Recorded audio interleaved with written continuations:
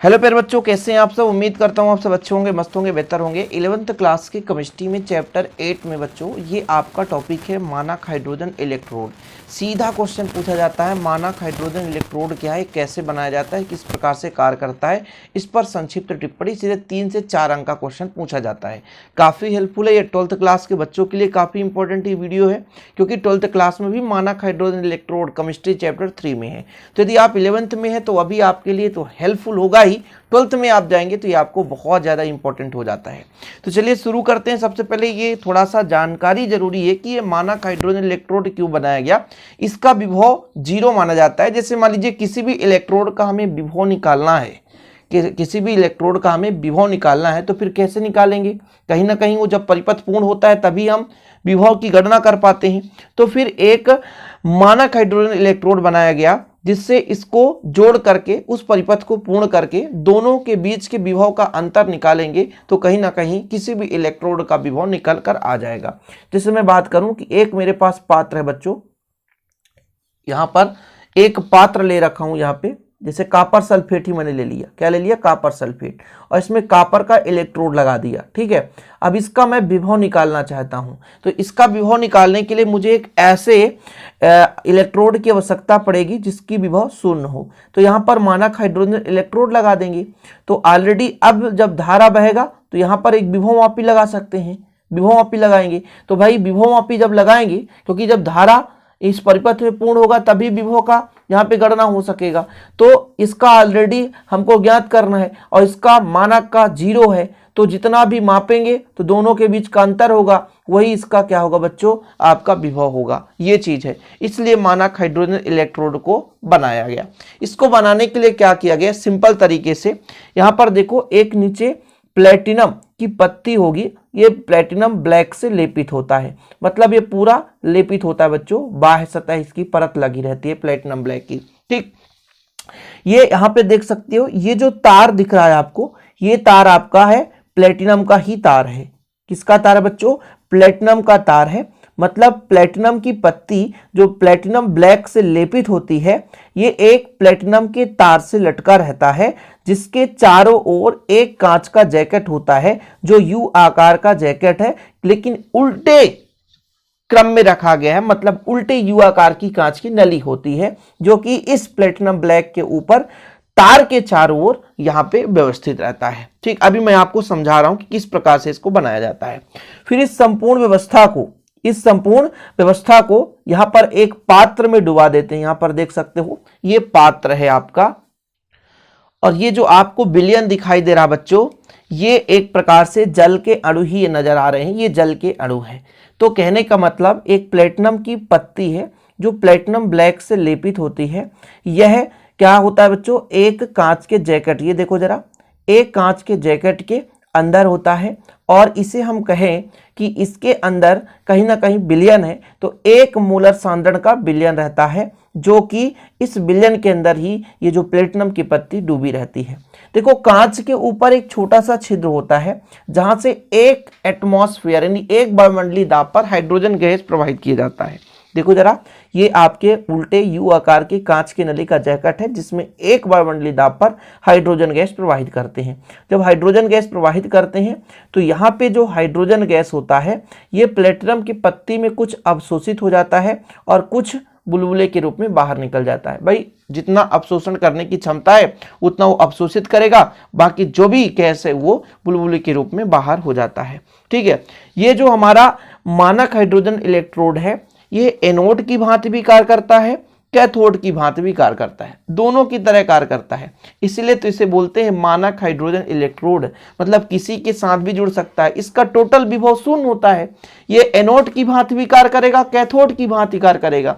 जब यहां पर मैं यदि आपसे कह दूं एनोड की भांति कार्य करेगा तो इलेक्ट्रॉन त्यागेगा, और जब कैथोड की भांति कार्य करेगा तो इलेक्ट्रॉन को अपनी ओर आकर्षित करके ग्रहण करेगा। यही बस दोनों में डिफरेंस है। जब ये एनोड की भांति कार्य करेगा तो इलेक्ट्रॉन को त्याग देगा, और जब कैथोड की भांति कार्य करता है तो इलेक्ट्रॉन को ग्रहण करता है। मोटे मोटे तौर से आप लोगों ने कुछ चीजें समझ ली, अब फिर से एक बार रिवाइज करते हैं। इसके बाद इसमें मैकेनिज्म मतलब इसकी क्रिया विधि के बारे में चर्चा करेंगे, किस प्रकार से इलेक्ट्रॉन त्यागेगा ग्रहण करेगा। देखो, इसमें प्लेटिनम की एक पत्ती होती है जो प्लेटिनम ब्लैक से लेपित रहता है, ठीक है। इसको अपन 1 मोलर सांद्रण विलयन में डुबाते हैं, जो कि एक प्लेटिनम के तार से जुड़ा रहता है और इसके चारों ओर उल्टा यू आकार का कांच का नली या उल्टे यू आकार के कांच की नली ढका रहता है। इसके चारों ओर देख सकते हैं, इस कांच के नली के ऊपरी भाग पर एक छिद्र होता है। इस छिद्र से देखो जरा, ये छिद्र है, इस छिद्र से हम क्या करते हैं, एक वायुमंडलीय दाब पर शुद्ध हाइड्रोजन गैस प्रवाहित करते हैं। यहां पर देखो, एक वायुमंडलीय दाब पर शुद्ध हाइड्रोजन गैस प्रवाहित करते हैं। तो जो प्लेटिनम की पत्ती होती है, तो प्लेटिनम की पत्ती जो है ये हाइड्रोजन गैस को कुछ अवशोषित कर लेती है। जो शेष हाइड्रोजन गैस होता है वो बुलबुले के रूप में बाहर हो जाता है। जो भी हमारा H2 होता है, H2 है, ठीक है, H3O पॉजिटिव आयन के मध्य एक साम्य स्थापित कर लेता है, 1 मोलर सांद्रण विलयन के साथ साम्य स्थापित करता है और परिस्थिति के अनुसार ये हमारा कैथोड की भांति और एनोड की भांति भी कार्य करता है। जब ये बच्चों एनोड की भांति करता है कार्य, एनोड की भांति, तब ये इलेक्ट्रॉन को क्या करता है, त्याग देता है। जैसे मैं यहाँ पे आपको समझाऊं, जब एनोड की भांति कार्य करेगा तो H2 जो है बच्चों इलेक्ट्रॉन त्यागेगा, तो ये 2H पॉजिटिव हो जाएगा और 2 इलेक्ट्रॉन त्याग दे देगा। कब यह क्रिया होगी, जब ये एनोड की भांति कार्य करेगा। मतलब इस अभिक्रिया को किस प्रकार से हम दर्शा सकते हैं कि प्लेटिनम की पत्ती पर H2 बेचारा आया है ना, अवशोषित हुआ, कितने, तो 1 एटीएम पर, तो ये जो बना तो 2H पॉजिटिव के रूप में बन गया 1 मोलर सांद्रण विलयन में, 1 मोलर सांद्रण विलयन पे। प्लेटिनम की पत्ती पर हाइड्रोजन गैस हमारा था, है ना, एक वायुमंडलीय दाब पर लाया गया तो ये 2H पॉजिटिव के रूप में परिवर्तित हो गया 1 मोलर सांद्रण विलयन में। लेकिन इसके विपरीत यदि कहा जाए कि जब एक कैथोड की भांति करेगा कार्य, तो 2H पॉजिटिव जो बनेगा, 2H पॉजिटिव ये इलेक्ट्रॉन ग्रहण करेगा जब कैथोड की भांति कार्य करेगा और शुद्ध हाइड्रोजन गैस प्रवाहित हो जाएगा, मतलब H2 बन जाएगा जो बुलबुले के रूप में बाहर हो जाएगा।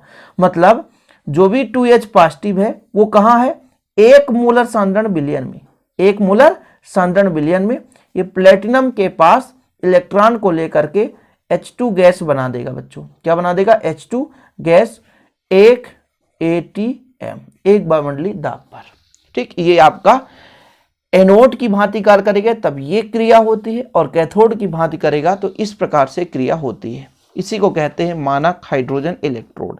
समझ में आया, सब कुछ लिखा रहता है, आपको ज़्यादा परेशान होने की जरूरत नहीं रहती है। पहले आप स्क्रीनशॉट ले ही लिए होंगे, आगे का स्क्रीनशॉट यहाँ से ले लो, ठीक है। थोड़ा सा आगे 1-2 स्टेप आपको लिखना है। जैसे H2 हो गया 2H पॉजिटिव, यहाँ पर सेल की अभिक्रिया को निम्न प्रकार से दर्शा सकते हैं। सेल की अभिक्रिया को निम्न प्रकार से दर्शा सकते हैं, निम्न प्रकार से दर्शा सकते हैं।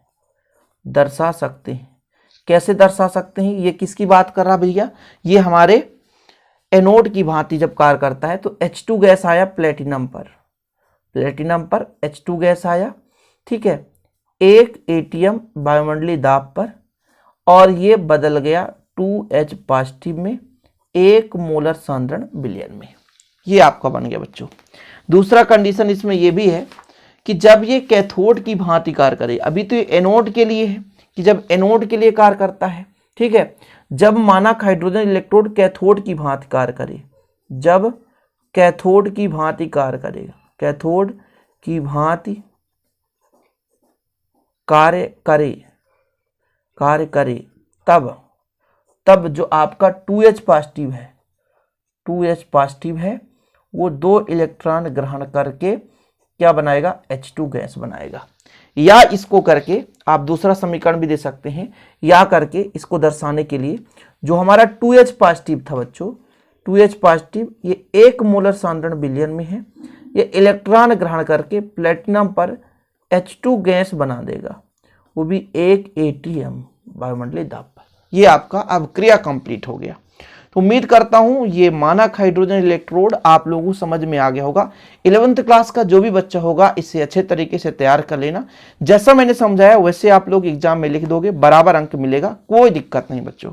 ओके, मिलते हैं अगले वीडियो के साथ। वीडियो पसंद आए तो लाइक करके शेयर कर दें, चैनल को सब्सक्राइब कर लें। जय हिंद, वंदे मातरम।